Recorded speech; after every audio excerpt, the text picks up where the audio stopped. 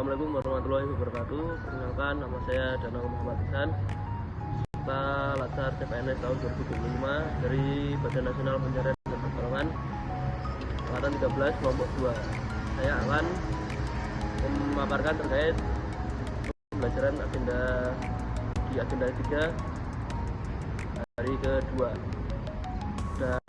Hari ini kami dari setiap kelompok mempresentasikan hasil diskusi kami tentang analisis isu-isu yang menjadi perbincangan hangat di lingkungan Basarnas dan dianalisis menggunakan teknik 5W plus 1H.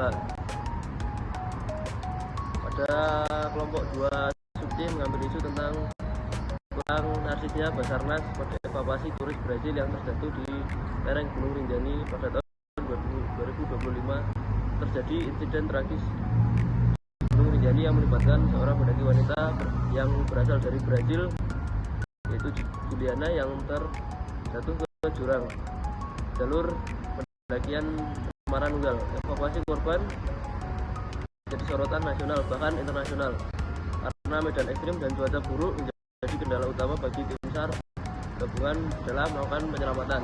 Proses penyelamatan evakuasi menimbulkan perdebatan di publik terkait komunikasi dan keterlibatan berbagai pihak, terutama mengenai peran Basarnas yang dianggap kurang narsis atau kurang tampil secara publik dalam operasi penyelamatan ini. Kemudian memicu komentar-komentar dari tokoh dan DPR mengenai evakuasi pendaki menjadi refleksi penting dalam pengelolaan SAR di medan ekstrim dan komunikasi di era digital ini.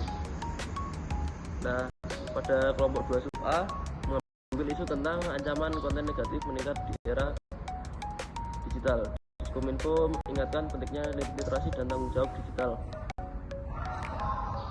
ASN Diskominfo mengingatkan bahwa di era digital ancaman konten negatif seperti disinformasi, ujaran kebencian, dan hoax sedang menjadi meningkat, yang menunjukkan bahwa perkembangan infrastruktur dan aplikasi digital belum diimbangi oleh pertumbuhan literasi digital masyarakat.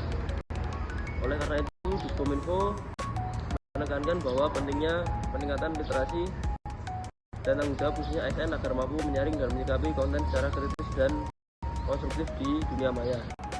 Tanggapan kelompok B, saya menangkap pesan-pesan penting tentang meningkatnya ancaman konten negatif di ruang digital, hoax, ujaran kebencian, pornografi sampai penipuan sering jumlahnya terus meningkat.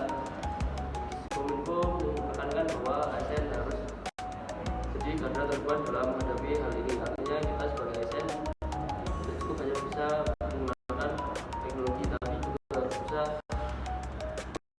kritis dan bertanggung jawab. Menurut saya ini mengingat penting ASN bukan hanya pelayan publik, tapi juga role model yang harus bercontoh penggunaan media digital yang sehat.